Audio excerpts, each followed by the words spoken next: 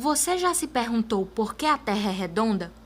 Mas você só fez essa pergunta porque já tinha certeza que ela era de fato redonda, não é mesmo? Muitos anos antes de Cristo, os homens questionavam se a Terra era plana. E vem cá, você já teve medo da sua sombra? Sim, não ou talvez? Confessa, vai. Foi observando a sombra refletida pelo sol que um curioso homem descobriu a medida da circunferência da Terra. Então diz aí, quem foi o primeiro homem a medir a circunferência da Terra e a provar que ela era redonda? Você sabe? Agora eu sei, e eu vou contar. E foi numa sacada tão simples quanto genial que por volta do ano 220 a.C., Eratóstenes resolveu acabar com essa grande dúvida. Nascido na cidade de Ciene, na Grécia, além de um enorme curioso, ele era um grande matemático, astrônomo, geógrafo, filósofo e poeta. Eratóstenes acreditava em teorias muito avançadas para a época. Por exemplo, que a Terra fosse uma esfera solta no espaço, girando em conjunto com várias outras ao redor de um núcleo central de fogo.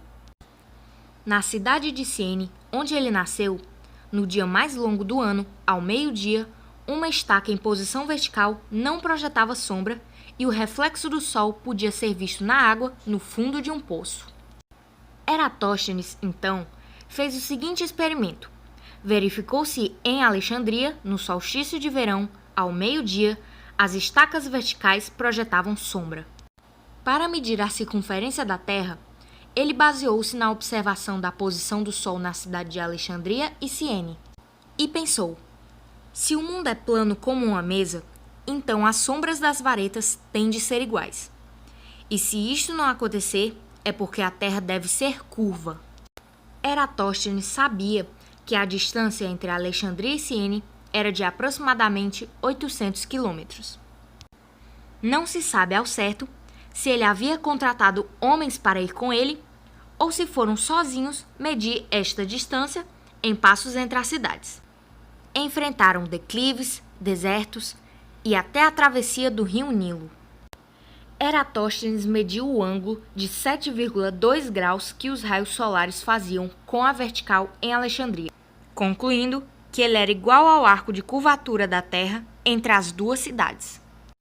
Daí, como essa medida é 50 vezes menor que uma volta completa de 360 graus, bastou medir a distância entre as cidades, que era 800 quilômetros, e multiplicar por 50, concluindo então que a circunferência da Terra seria de 40 mil quilômetros. Passado mais de 2.000 anos, os estudiosos foram conferir os cálculos de Eratóstenes e tiveram uma surpresa.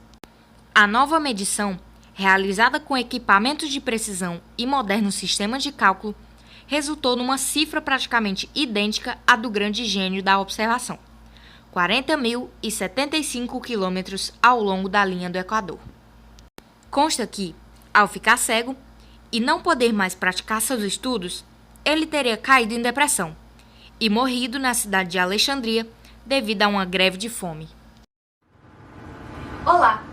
Para medir a circunferência da Terra, Eratóstenes possuía instrumentos como olhos, pés, varetas e espírito científico. Pensando nisso, você acha que a pessoa nasce com espírito científico ou ele vai sendo desenvolvido pelos estudos? Você acha que a tecnologia ajuda ou atrapalha nas novas descobertas? Bora refletir? Tell the world.